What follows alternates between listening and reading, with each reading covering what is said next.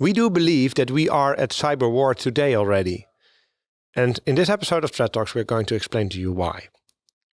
My name is Lieuwe Jan Koning, and here from the Security Operations Center floor, we present you Threat Talks, the deep dive. And the subject of today is Volt Typhoon. Let's get on to it. Welcome to Threat Talks. Let's delve deep into the dynamic world of cybersecurity. Let me start by introducing our two guests of today. It's Rob Maas, the field CTO of Ontoit. He is going to protect us. And here we have Luca Cipriano, and he is the Red Team and Cyber Threat Intelligence Program Lead at Ontoit. And he is going to tell us why Rob will fail. Right, gentlemen? Uh-oh. Yes, watch out. Tell me. But gentlemen, it's a serious topic actually. Yeah. So there's a lot of turmoil in the press at the moment, in the past couple of months, about a Volt Typhoon. Governments, especially the US government, really concerned about infrastructure being attacked and all that. So it's time to dive in. And it turns out it's actually quite an advanced way of attacking. It must be a nation state. You're going to explain to us all about that. And what particularly strikes me in this kind of thing, it's a thing that we call living off the land, which means we don't need any weird tools that we can detect as bad stuff. We already have the tools. So apparently there's tools on every system that are being used. So that makes it extra difficult. So, Luca, I'm always looking at you if I want to know how these bad guys actually behave. Yeah, so, well, first of all, Volt Typhoon, they are a Chinese state actor. So about mid-2021, the US attributed a lot of attacks to them. So we have already talked about a lot of different threat actors that we had in the previous threat talks. What is different with this one is they're not financial motivated, but they are trying to position themselves in critical infrastructure and to be ready to lateral move to, for example, OT networks for cyber warfare, so to create sabotage, disruption, etc. So I do believe you, but why do you know that? How do you know that? Well, there's a lot of investigation that have been done, and also the way they behave. So for them, it's really important to remain stealthy. So they try to use a lot of hands-on keyboard commands or using living off the lands to be undetected, and they position themselves in. They target mainly critical infrastructures. Lately, the US said that. They're also moving a little bit more to the financial sector as well, but mainly they target education, maritime defense, all this critical infrastructure. And they never ask for ransom? No, they don't ask for money or for ransom. They just get detected that they're there and they try to be silent and stealthy. And we know that they're from China because... Yeah, we know that those are thanks to the investigations. Every time that there are forensic investigations, you can see like the infrastructure that are used, and we're going to talk a little bit also on the C2 infrastructure that they use, which is a bit. It's not a normal C2 infrastructure, but we will talk about this a little bit more later. Okay, yeah, clear. But it's thanks to investigations and forensic and IOC's techniques and things that they are observed. So that's how they're attributed most of the time. Okay. So, first of all, these threat actors have been active since mid-2021, as I mentioned, and already in 2023 they compromised critical infrastructure in the US. They also are responsible for the Singtel breach, which is a Singaporean telecom provider, and they also according to some research, they have been compromising also some communication in the US Navy system. So they were there analyzing the traffic and intercepting it. How do they do this? So one of the things is that they don't use often malware. So mainly they try to, for example, initial access, they try to gain it with stolen credential from legitimate credential from VPN, or by targeting edge devices that are vulnerable for CVEs or 0 days. Sometimes they find also 0 days themselves, but also like known CVEs, and that's how they manage to get initial access. What I was talking before about the C2 infrastructure, the different thing is that they use a botnet. So normally you have like a server that sends commands, and that's your C2 infrastructure, and then you communicate with the beacons that you have.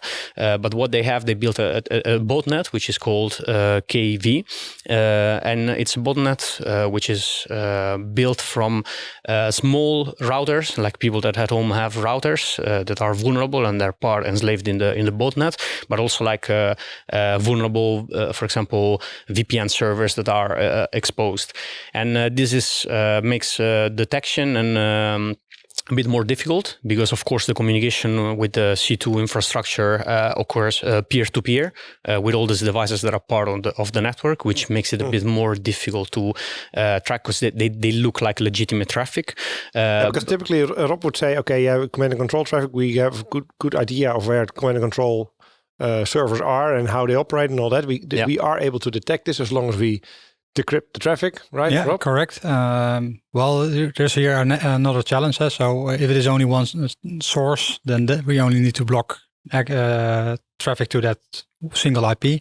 In this case, it is spread across probably the globe. And we need to see if we can get a hold of a whole list of these infected devices, and that's where threat intel comes into play. And then you should at least load peer-to-peer. It figures out automatically which node is available, so you need to. Yeah, but in the end, the source needs to start somewhere to get data out. And if you have an IP of known infected devices, then at least you can block that. But then you heavily rely on what you gathered with threat intel. If you go back a bit earlier in the chain, so let's start with the initial foothold. You said, okay, they use a lot of stolen credentials. Well, multi-factor, of course, is a good mechanism to at least make it much more difficult. And also for the edge devices, and that counts as well for the initial foothold as for the C2 botnet. If you have edge devices and there is a vulnerability exposed, then make sure that you patch it as soon as possible. We have this discussion. You don't want to be part of the botnet. That exactly. Yeah, we have the discussion a couple of times last year. We see a real trend in people trying to compromise these edge devices and finding vulnerabilities there. So really be on top of your game if it comes to vulnerabilities to those devices. Make sure you patch them as soon as possible to make it more difficult for this also as you like a normal user at home, because that's what they use a lot, like harder, small home Soho, small home and office. Yeah, but that's on a grander scale really difficult to do. I mean, how the problem with botnets in general is, I mean, the problem is outside of your control as an organization or even as a country, right? So if you are the US military trying to defend yourself from this stuff, that means that you have to make sure that all over the world, all those systems are. Yeah, but that's not going to work. But what you can do, of course, is control your outbound traffic. Make sure that's really strict on policies, especially for servers. If then a server is infected, it's really hard for the server to go to Windows Update to contact the control. What you're saying is if command and control is involved, which there always is, right? Yeah. There's two sides of that. Command and control needs to be still up, but if it's impossible to bring it down, which it seems to be here, it's more difficult with the botnet. Really difficult. It's really difficult. But there's the other side of it, which is the systems that are just being hacked. They should not have a rule. There should be policies in place, especially for servers. They should not allow to go to everywhere on the internet. They have specific reasons to go on the net, and you should make specific policies. Zero trust, make sure that for everything, the outbound, you're in control of your outbound policy and only allow what you know to be allowed. Correct. Yeah. So only if, say the command and control bot is in some kind of, web server somewhere, that would be really scarce if you would actually have an allow rule for that, because there's no way to have to go there. Yeah, most servers actually they will find other ways, but you have to make it as difficult as possible, and restricting traffic is one of the things. Apparently we don't then. Huh?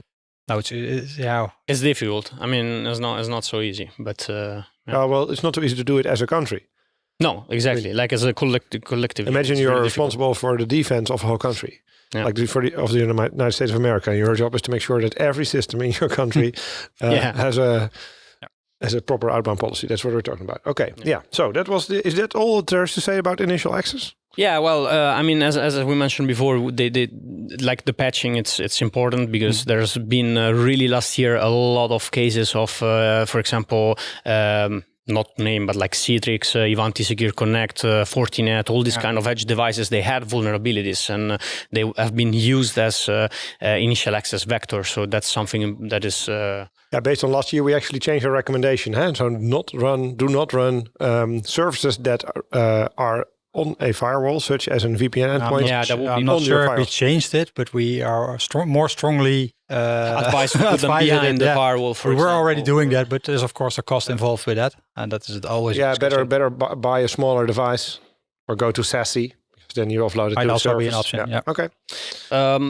This is how they gain initial access. But once they're in, the reason why it's difficult also to detect them is, as we mentioned before, they use a lot of hands-on keyboard commands, and they use leaving off the LAN. So they don't have to bring their tools there because the tools are already there. Like there are tools similar, like for example, PowerShell, WMI, all these tools that normally administrators use for legitimate use. They can be abused by attackers to run malicious code or to do their dirty deeds.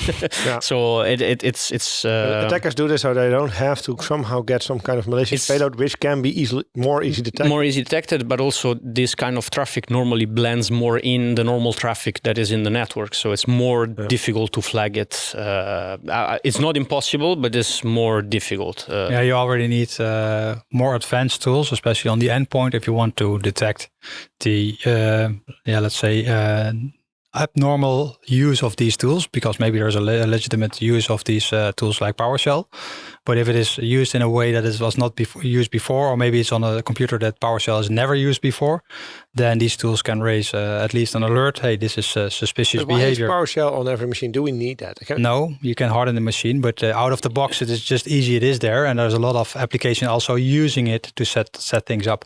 You need it for some of your super users, but of course they compromise credentials as well. So I mean, but what they're saying is, if I use Linux, I need to have Kali Linux to have hacking tools on it. But for Windows, you get them in all editions.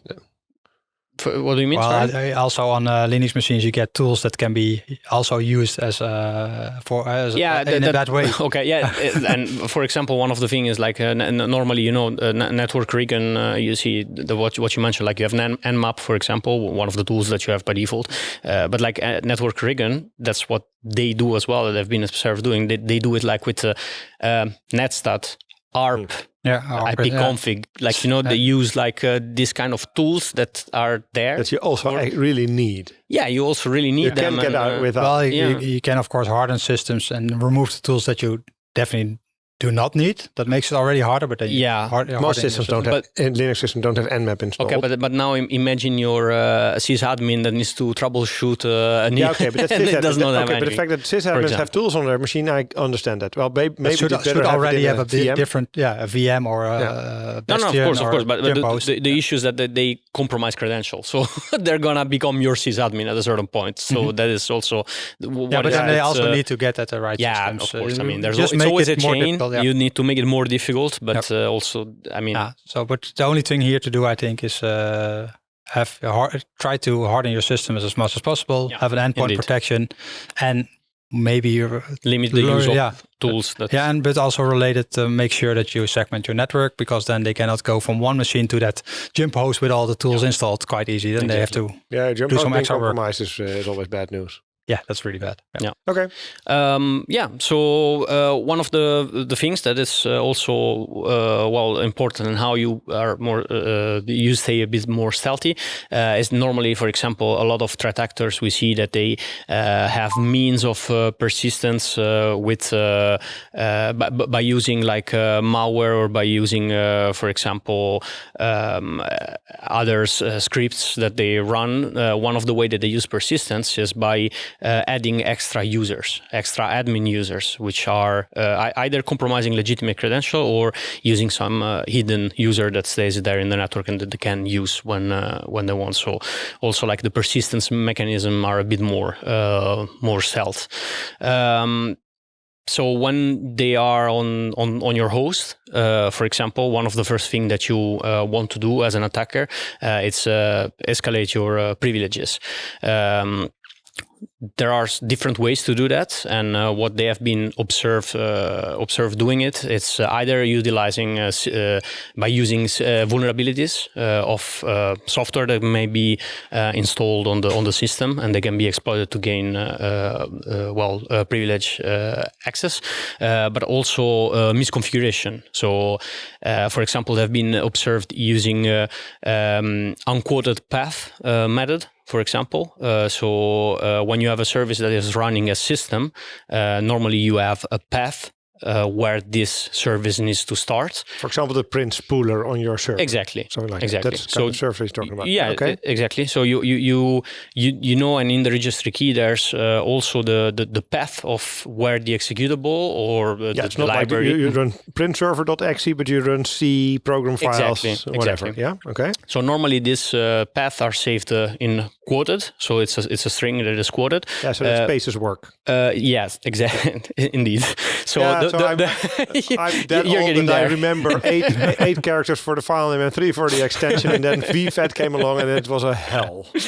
Yeah, but you're getting there. Yeah. So when due to poor programming skills of whoever programmed the system, the path is unquoted. Windows is not really good at reading the space.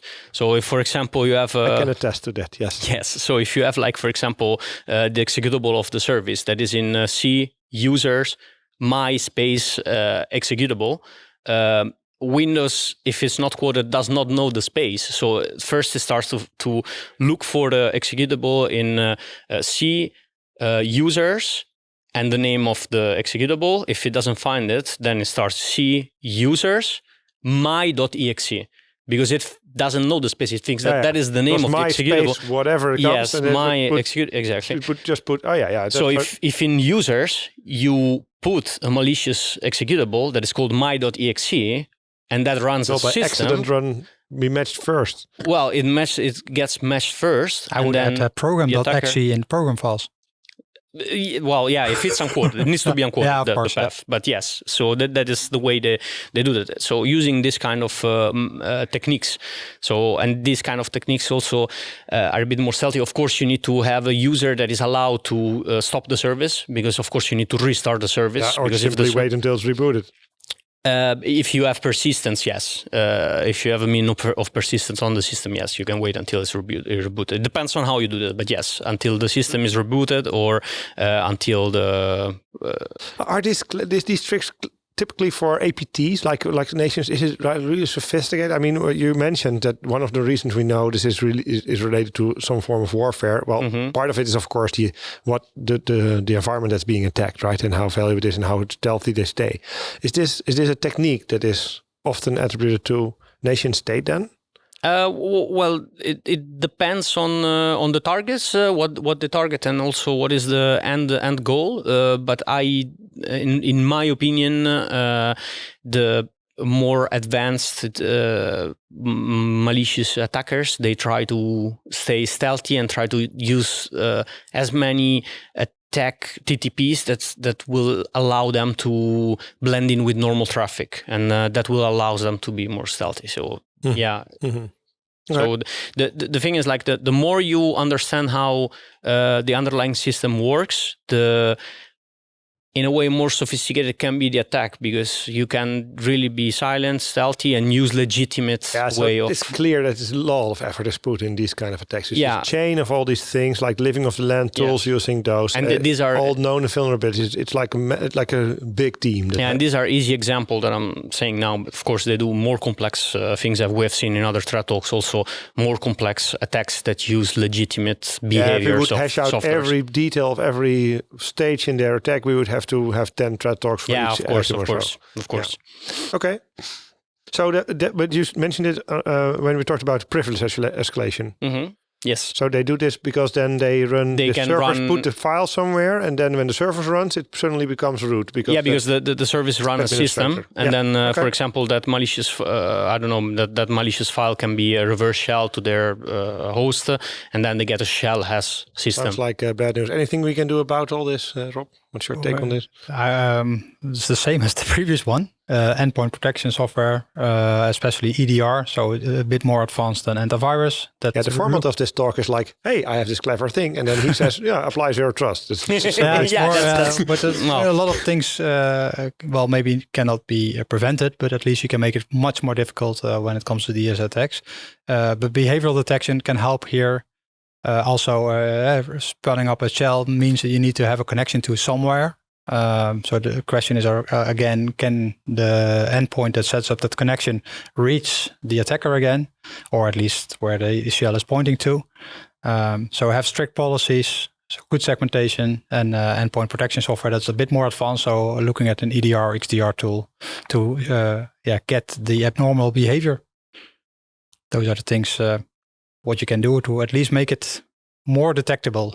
Yeah, tweak your alerts on the logs also that you get and see if something happened. The challenge always is here that XDR and everything on behavior can also cause a lot of false positives. So you really need to tweak your configuration really well. Yeah. Look really hard, yeah. But then again, this campaign runs for years, so at some point. They're there for years, so they're not. That's also the challenge, because then you can make exceptions, but not on a frequent level. So it's harder to spot the abnormalities. Yeah. Okay. At this point, the next thing that they want to do, they want to position themselves in a part of the network where they can easily lateral move to, for example, OT environments, so they can... because the big thing here is that they do target those environments. So low security is crucially important in critical infrastructure, phone companies, utilities, healthcare, all those. Yeah, those are all the infrastructure that you want to bring down during a war or something that can give you an edge on that. And we have seen it, we have been to the US, we went to DC at the Technology Advancement Center. We are working with them as well with Hack the Boat and all the other things that we're doing with building the boards. We know how important it is to secure also OT infrastructure because they have real life last year we did Hack the Boat indeed, where we showed how PLCs in a boat can actually be compromised and what ramifications of this are. You're working on different things as well, huh? Yeah, can you tell us a little bit? It's going to be like hack the hospital eventually, but we are working on the water system facilities and also HVAC systems, because those are things that if an attacker gain access to the water system and it manages, for example, to add too much chlorine in the water, then it can poison the water or changes the temperature. And especially as a hospital, it can have big impact. It can have big impact, yes, indeed. So those are all really real example of real impact in the world, and that's why we need to be prepared for that. And then you have this to fully understand what the systems are, how they can be compromised, how to prevent all that, and also raise awareness in those organizations what is possible. Because not everybody, as far as we are not really at war, but only the digital preludes of this, huh? And everybody's taking positions. They're positioning themselves in a good place to be ready for this. The problem with these kinds of attacks is it's really invisible what can happen. And by building these boards, you can show people. You can create some awareness. Hey, this is actually a problem, instead of this is somewhere far behind. You can see. Hey, look. This is what happened. It gives a different impact. For example, just to give another example of using living off the lands, once you are a system or you have high privileges, they want to exactly move in the network. But the first thing that they want to compromise, what is that? Is the domain controller, right? Because it has the key of the kingdom, and from there, then you have full access everywhere. And for example, to do this kind of attack, they use volume shadow copy. So the volume shadow copy is just simply you can use a tool like VSS admin. That's what they use, and what it does, it just creates backups of the machine. Yeah, snapshot of the disk. A snapshot that of you the can disk revert to. That you can revert to. But if you think about that, there are, for example, files in the system which are the SAM file or the ntds.dit that contains all the hashed credentials. And when you create a volume shadow copy, you are backing up also these files that normally are locked from the system in the live part, but now they are in the backup. So then what they can do with that, when they create a volume shadow copy, they can extract these files. And then these files are protected where the credentials are in, but if you look at the backup, you can actually you can extract them, and there are tools that you can use offline, so you don't need to do that there, that allow you to extract the hashes. And what they do, they then try to crack the hashes offline, but with the hashes, they can also do attacks like pass the hash, because you have an NTLM hash. An NTLM hash, it is used also for authenticating. So that is something that you can use instead of the password. You can use like session hijacking, but then on a domain controller level. Yeah, you can authenticate also to other hosts or services, but you use your NTLM hash. We discussed it a bit more in detail already in a deep dive in the past. So I don't remember which one was it, but there is one where we explain also how it works, the NTLM hash. We'll put it in the show notes. Yeah. Someone is going to kill me right now. So they use for example, Impacket, which is a suite of tools on Python that they can help extracting these hashes from those files, and then they can be. And this trick of getting those hashes, that they don't need to put any malware on the machine. They just use the VSS admin tool, and then they get the file, and then they have to extract it. Yes, but that you can just extract the file, and then you can do it on your host offline. So these things don't generate noise. It's not something that generates noise. Yeah. So stealthy is the theme of today, I think. Yeah. What do you make of this? Yeah, so the first question here is, those files are typically located at a domain controller. So then they already have access to the domain controller. So make sure that you tie access to your domain controller as strict as possible. Yeah, because who should be able to talk? Every server needs to talk to the domain controller. So what's the firewall policy look like? It's mainly LDAP in most cases. Hopefully secure LDAP. DNS quite often. Not necessarily, but most companies use the DNS system of Active Directory. And that's most of it already. Maybe you have a no file sharing services. I would recommend to do that on the Active Directory. People make profiles or policy. Yeah, but you can. A lot of times your group policy can point to different systems if you want. Yeah, but you have to do that. Yeah, you have to do it. Yeah, you have to really set it up. What you should do then is the domain controller should be in a separate segment, VLAN or whatever. Yeah.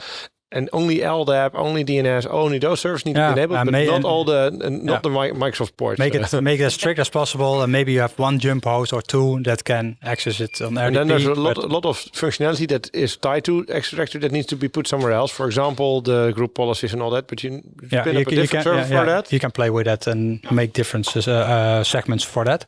But don't have those servers, those credentials in them. Then can't he do the same trick to the group policy server?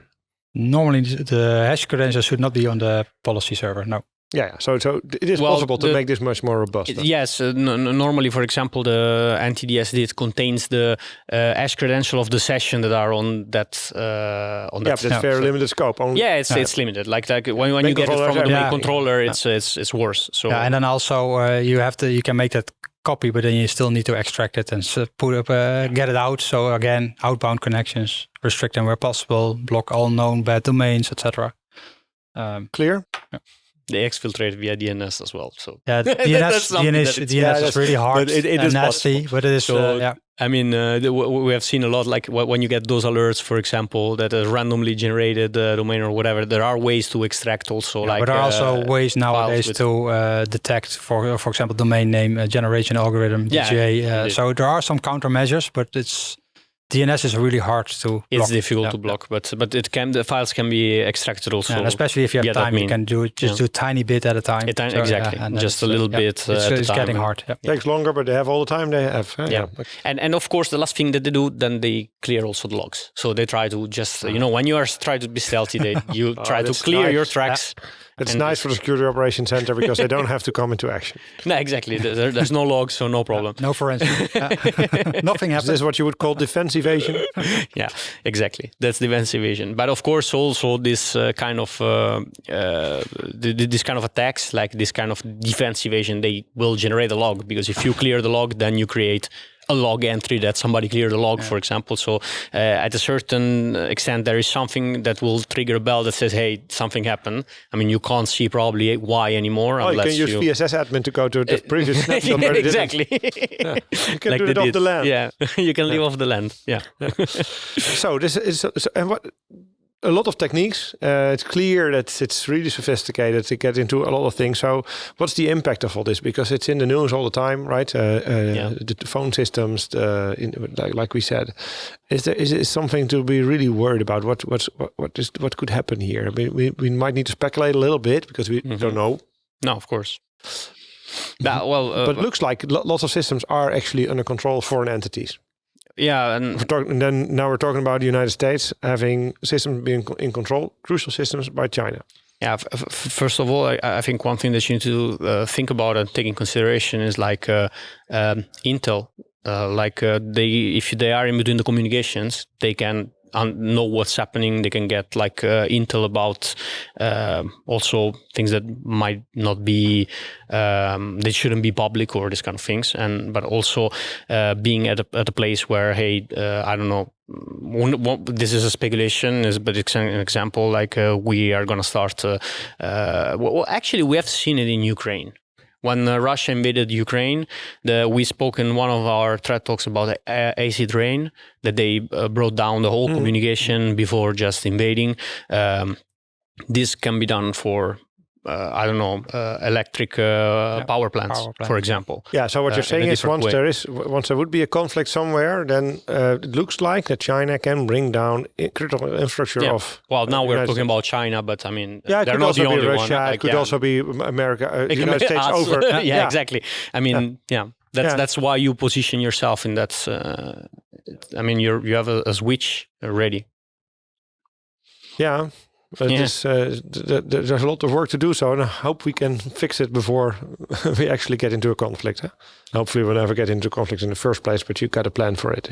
Yeah, that's something that we really need to think about. I started at the beginning of this episode. We are already at war. Is it fair to say if you see this? I mean, would you?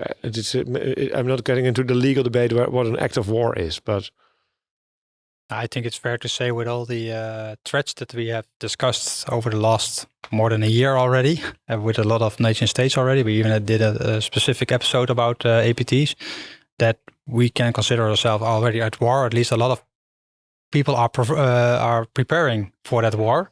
And I'm not sure if everyone is aware of that and putting the right defenses in place and also alternative plans if things go sideways. Yeah. I think we are. Like cyber warfare started already, and it's not only about the impact that you can see, but it's also about the positioning, and that's what we're seeing here. Yeah, people it's about positioning yourself. Yeah. Not only also like have the kill switch ready when.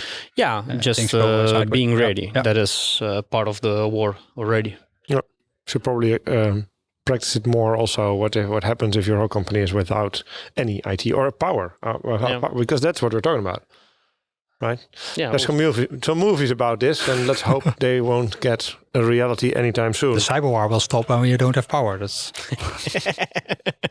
Yeah. We have the solution. I prefer the current day over that day, honestly. Yeah. All right, gentlemen. It's not a very. It's a bit depressing, honestly, but or it's good to exciting. Depends on the point of view.